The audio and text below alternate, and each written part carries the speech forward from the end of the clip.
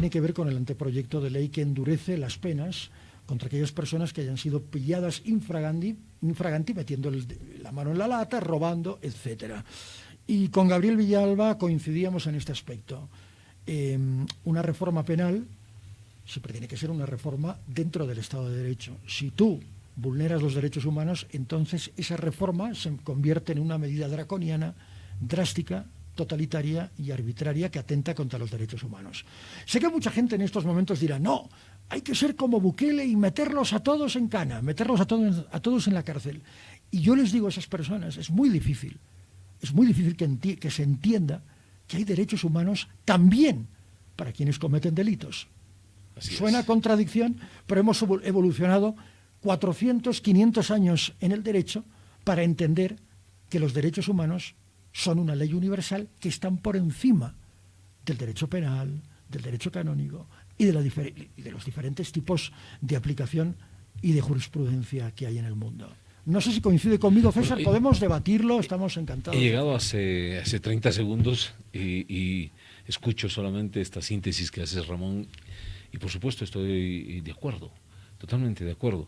Y quizás muchas personas dirán, pero a ver, ¿no sería bueno tener una ley que lo pillan a alguien y de una vez lo agarran y lo condenan y lo ponen 7 años? Pero, ¿quiénes son los administradores de justicia? Ahí está el problema. ¿Quiénes son los administradores? Yo, con los actuales administradores de justicia, lo tengo que decir así con toda sinceridad, digo, esto es más bien un instrumento más para la extorsión, un instrumento más para la persecución política, un instrumento más para que la gente, y muchos de la policía, muchos de la fiscalía, muchos investigadores, muchos jueces, se llenen más de plata.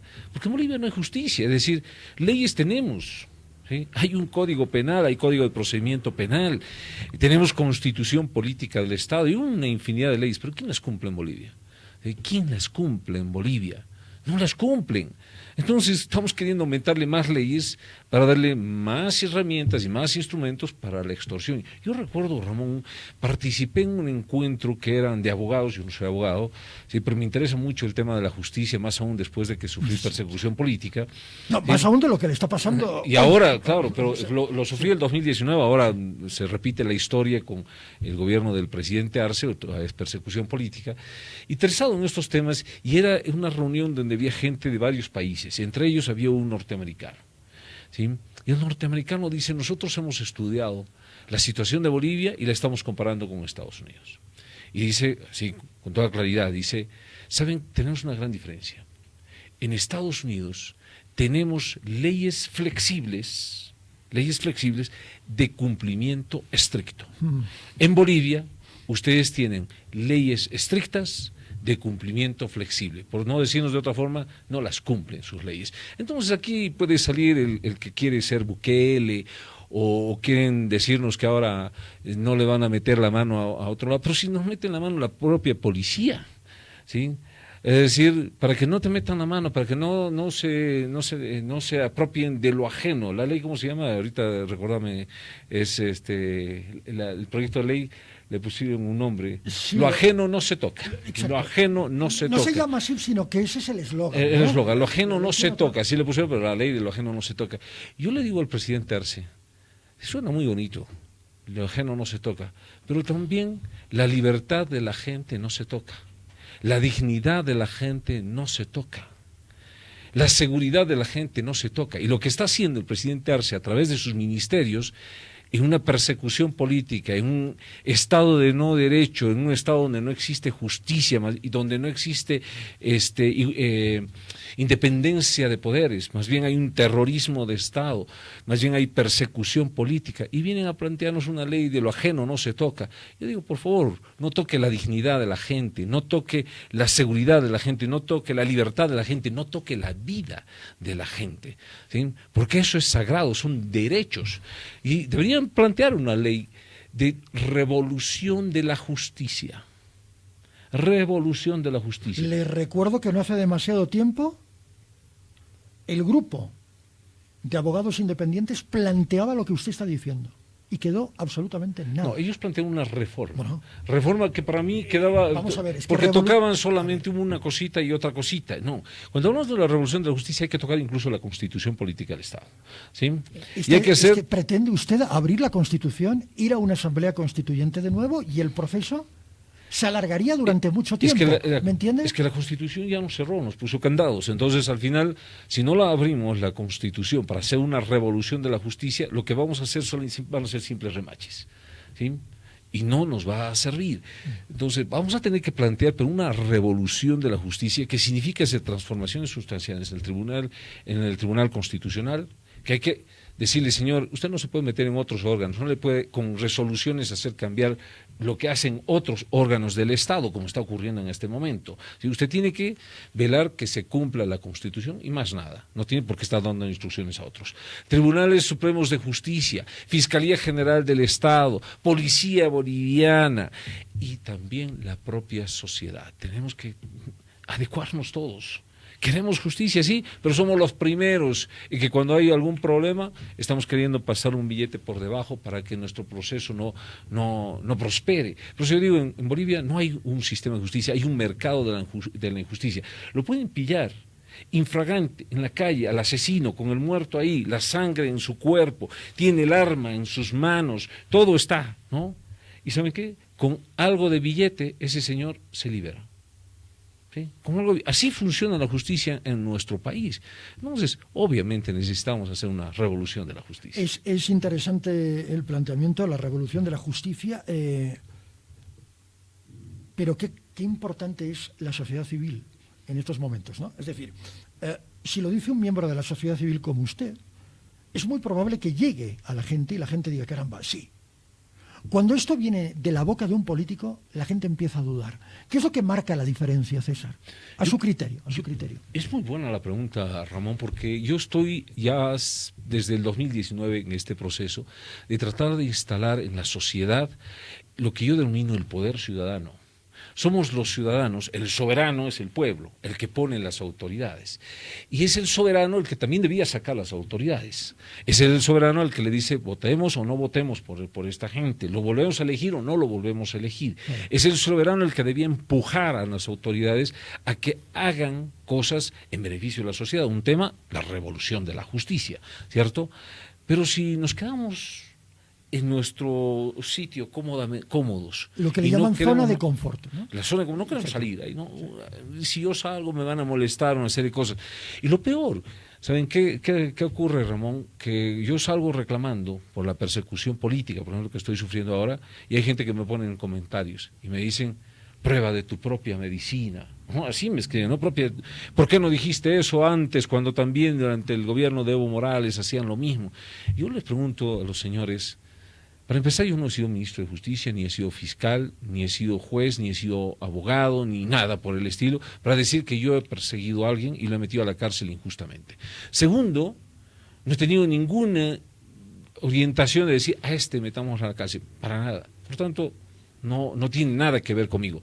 Pero lo más importante, creo yo, es que si alguien está diciendo la urgente necesidad de hacer una revolución, una transformación de la justicia en nuestro país, en vez de adherirse, ¿no? Y decir, a ver, ¿qué tal? Veamos, hagamos grupo, hagamos gente, hagamos país, ¿no? Y vamos, confrontemos a nuestros gobernantes, exijamos que haya una revolución, una transformación de la policía, te salen con ese tipo de cosas, que yo creo, más bien en vez de unificarnos a todos los bolivianos, nos debilitan y en esa debilidad, en esa división, van a seguir haciendo lo que les da la gana a los gobernantes con los ciudadanos bolivianos. A propósito, usted ha dado una conferencia de prensa esta mañana en Plaza Murillo, así es, ¿verdad?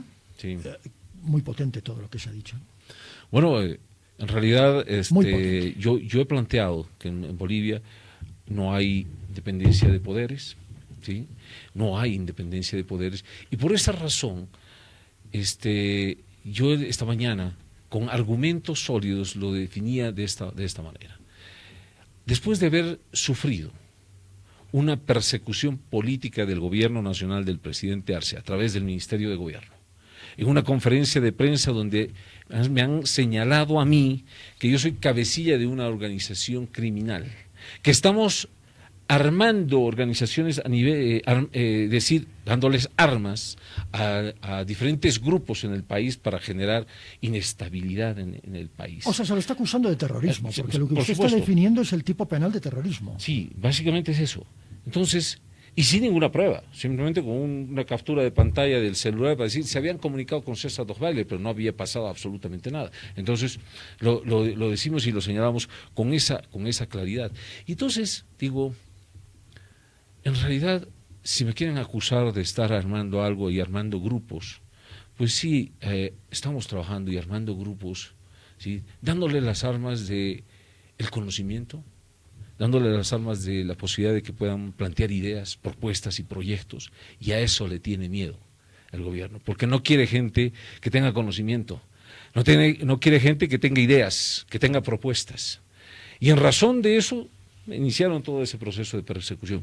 Me vi obligado a ir a la Defensoría del Pueblo, presenté una denuncia, no hace unos días atrás, el 14 de febrero, ya van a ser 3 meses, y ¿saben qué? Bolivia, se los digo con mucho dolor, en Bolivia no tenemos defensor del pueblo, no ha hecho absolutamente nada. La semana pasada presenté mi denuncia y le dije al defensor del pueblo a través de mi carta, temo por mi vida, por mi seguridad, por mi libertad, no solamente la mía, sino por la de mi familia, ¿sí? Derecho fundamental. ¿Y saben qué? Hasta ahorita no se han comunicado, ya pasó una semana y más, ¿sí? Y no han hecho absolutamente nada. Me vi obligado a activar una acción de libertad en el Tribunal Constitucional. Presenté. Me citaron ese mismo día. ¿Sabe qué? Es interesante porque es una acción de libertad sobre una denuncia que no existe. Sí. Es decir, usted se ha anticipado a una eventual denuncia. Es interesante lo que pasa es que el artículo 22 de nuestra Constitución Política del Estado establece que la libertad y la dignidad son inviolables, los dos. Libertad y dignidad son inviolables. Y dice, el Estado, el gobierno, tiene la obligación de defender y proteger esos dos derechos.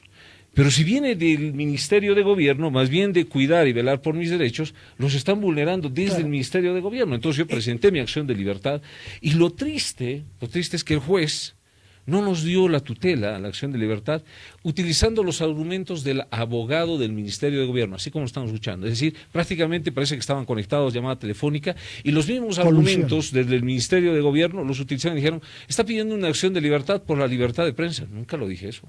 Nunca. Y además libertad de prensa no sería el caso. No sería, sería otra cosa. Pero de prensa y por supuesto. Y el otro tema, dicen, pero si ni siquiera se le ha abierto un caso. O sea, estaba esperando el juez que me abra un caso para recién darme la tutela. Así está la justicia en Bolivia. César, no hay justicia. No sé si se conocen con David Inca, que acaba de ingresar. Él es activista, defensor de los derechos humanos muchos años. Claro que sí. ¿Cómo está David? ¿Qué tal? Aquí nomás. ¿Está escuchando lo que dice el señor Dosweiler? ¿Coincide en que el Estado vulnera los derechos humanos, viola los derechos humanos de los ciudadanos? Bueno, por principio, no lo digo yo, dice Amnistía Internacional, todos los estados violan derechos humanos, en diferentes grados, en diferentes circunstancias. En este caso, el Estado tiene algo que el ciudadano no tiene, que es el poder gubernamental de coerción. Puede ser vía policía, conferencia de prensa, ¿no? Es decir, información no real, por decirlo así. Y desde ese punto de vista, bueno, pues todo Estado hace el ejercicio del uso y abuso de poder que tiene, y solamente el Estado o los funcionarios estatales son los únicos que violan derechos humanos. En este caso es un ciudadano frente al Estado, frente a un ministro que dice, afirma algo sin pruebas, y por lo tanto esa afirmación, a la luz de la Declaración de los Derechos Humanos, Pactos y Convenios, se llama pues violadora de derechos humanos. Pero esa afirmación sin pruebas es un ataque a la dignidad de la persona que está siendo víctima de un Estado. El Estado siempre va a ser, en principio, más poderoso que una sola persona.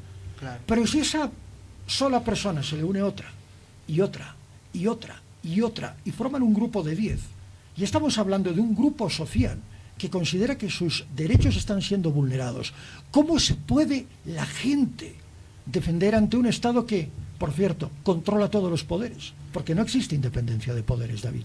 El problema, lo que tú lo planteas, es justamente de que el ciudadano no tiene ese poder de coerción ante el Estado. La única manera es vía jurisdiccional, en donde el juez te da se reconoce que ha habido una vulneración a un derecho concreto, y de ese derecho concreto ese funcionario público tiene que restituirlo, o ya no lo tiene que hacer. Es justamente la acción de libertad que va en esa línea, ¿no? Porque la acción de libertad dice antes, durante y después. No te dice después del hecho, dice antes del hecho, durante el hecho de vulneración y después. Entonces no te está diciendo, como el juez lo ha planteado, no tuvo usted denuncia y por lo tanto no le puedo atender. Es decir, no, buscaron un subterfugio que tenía que ver con la libertad de prensa, ¿verdad? Que claro, es una tontería que no ha lugar. Todos los argumentos del Ministerio de Gobierno los utilizaron para denegar la acción de libertad. Y David sabe muy bien cómo nuestro pueblo del Alto ha sufrido justamente ese terrorismo de Estado del año 2019. Él es un defensor de la gente del Alto. Y básicamente, ¿sí?, lo que hacen cuando se habla de terrorismo de Estado es gobernar metiéndole miedo a la gente, ¿sí? La someten a la gente por el miedo. Y eso es lo que están tratando de hacer. Porque yo he recibido una comunicación de parte de unos amigos de la propia policía boliviana y me dicen: César, te tienes que cuidar, porque hay instrucciones de que van a ir los de inteligencia, te van a hacer seguimiento.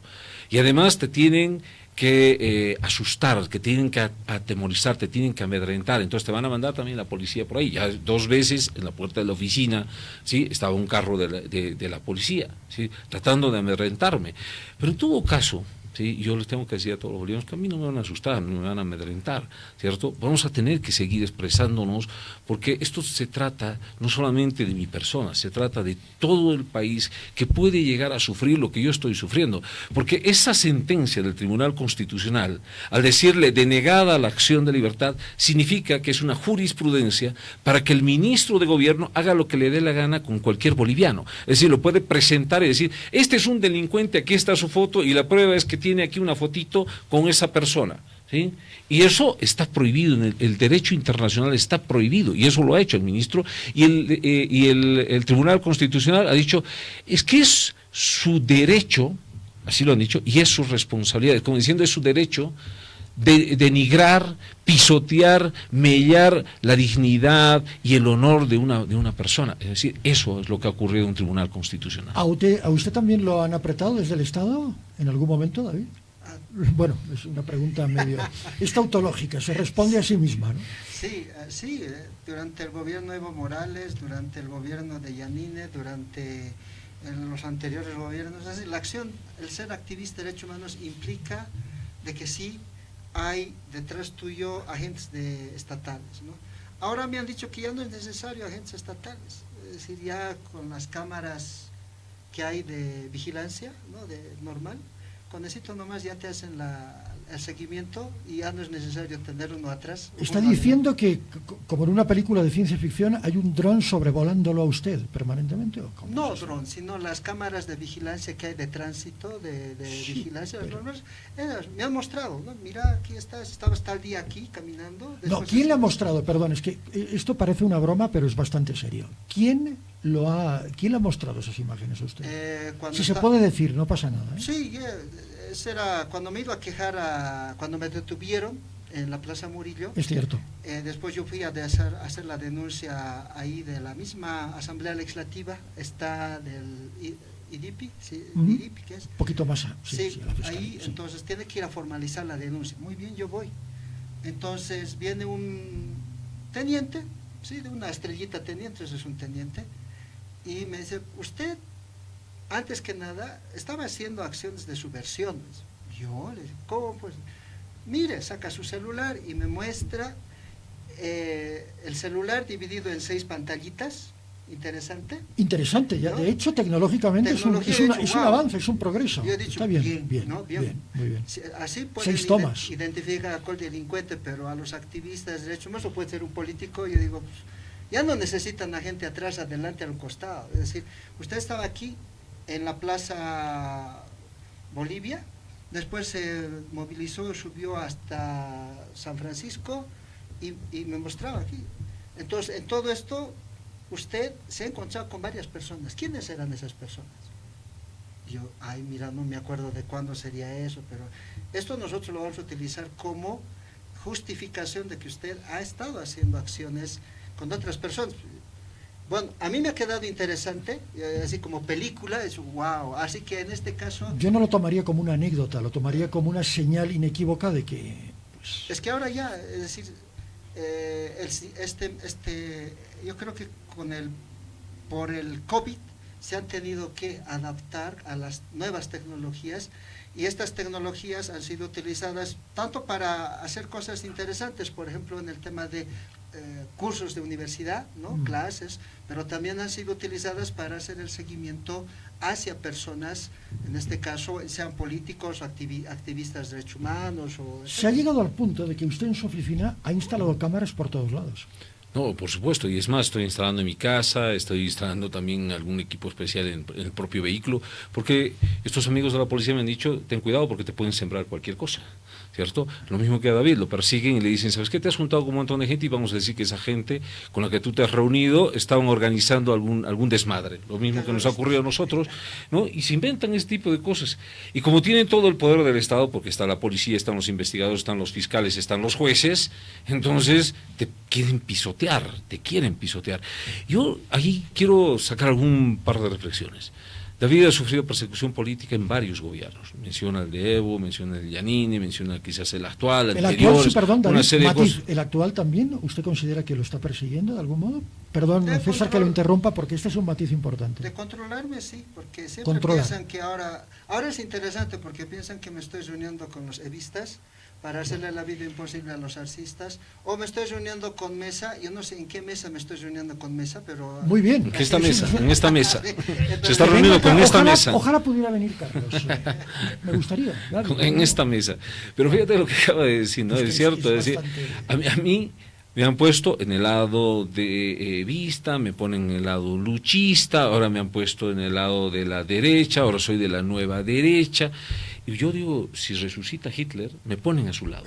¿Sí? Porque, muy dura porque claro, es que la idea es mancharlo a uno y ponerlo con quien sea, porque al final este es un delincuente, porque eso es lo que han dicho de mí, soy un delincuente. Entonces, creo yo que hay que sacar algunas reflexiones. La primera, si me permite, David, si me permite, Ramón. Adelante, por favor. La primera, esto le puede suceder a cualquier boliviano. Ojo, hoy día estamos reclamando en las calles por el Decreto Supremo 5143, por el 4732, y si eso no le gusta al gobierno, ¿saben qué van a hacer? ¿Sí?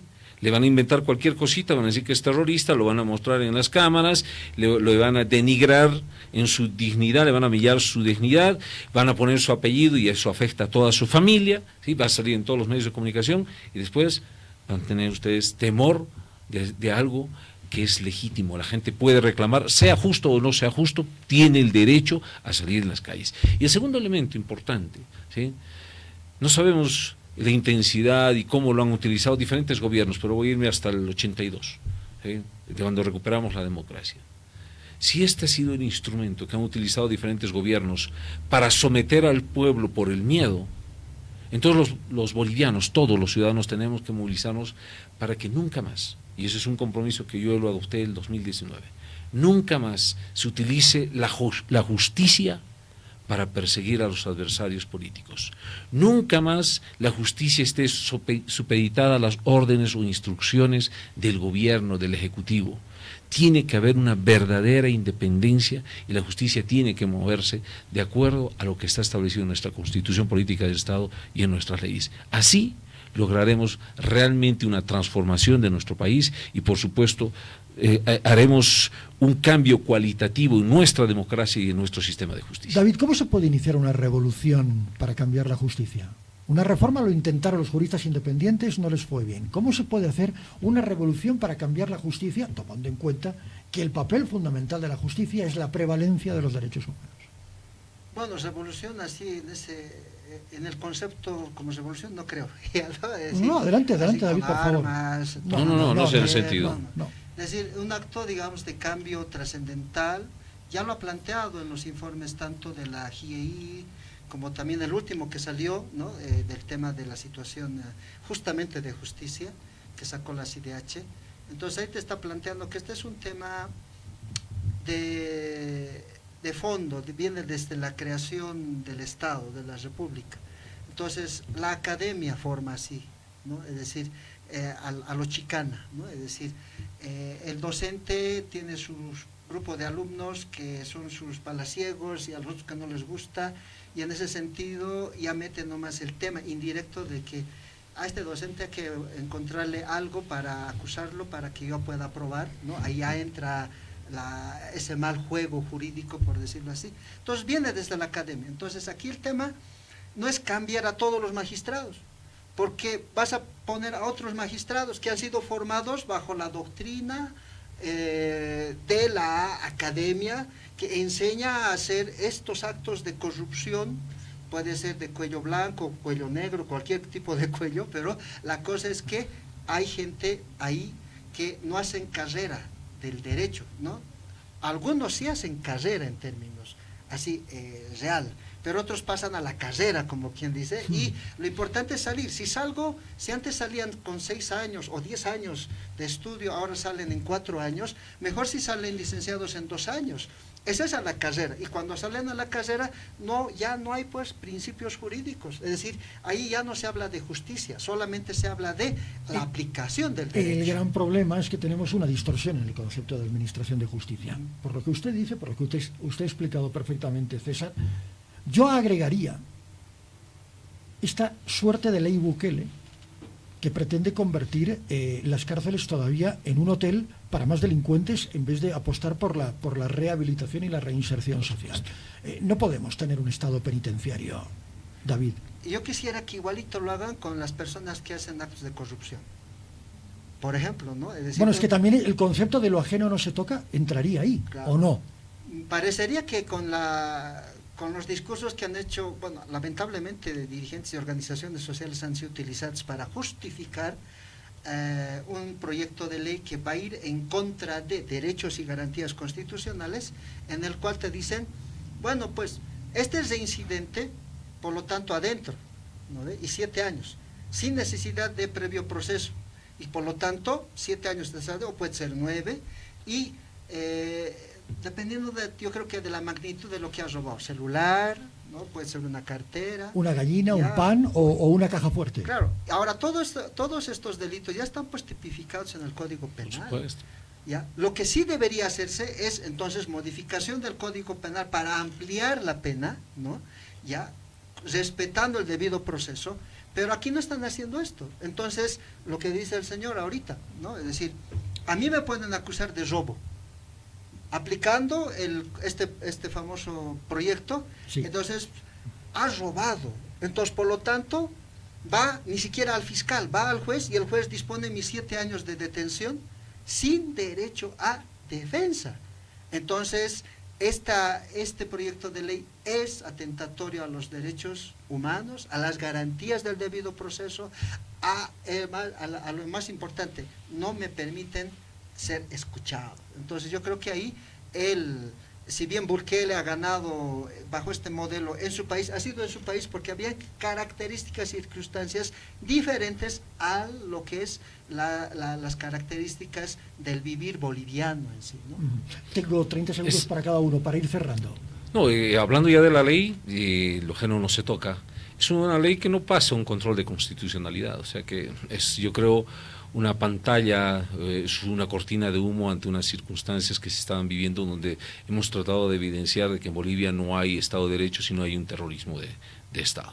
Por supuesto que no se puede detener y meter a la cárcel a alguien sin un debido proceso.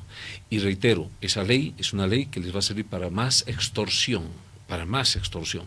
Hay que hacer una revolución, y no me refiero a una revolución armada, esto es una transformación estructural, pacífica, que nazca del pueblo, ese poder ciudadano que digo yo, que obligue a hacer una transformación realmente sustancial. Y si quieren hacer algo, así como quieren hacer esta ley de lo ajeno no se toca, hagámoslo con los jueces, fiscales y policías, ¿sí? Y policías, que sea así, infragante, tan adentro y a la cárcel, porque así sí vamos a empezar a hacer transformaciones sustanciales en la justicia de Bolivia. David Inca, para ir cerrando, por favor. Bueno, aquí el tema es justamente, tal vez coincidimos ahí, es el debido proceso, y que un eslogan que no sea un eslogan que no vulnere derechos humanos, ¿no? Es decir, nos estamos yendo al eslogan, bien bonito, ¿no? Bien gringo, ya el eslogan vale más que los derechos, los fundamentos, que los principios. Aquí son al revés, el eslogan es el eslogan. Entonces, si aquí le quieres poner el eslogan por encima del ser humano, entonces ahí estamos perdidos. Nos vamos a la forma y no estamos hablando del fondo. Yo creo que ese es el tema central también que hay que debatir.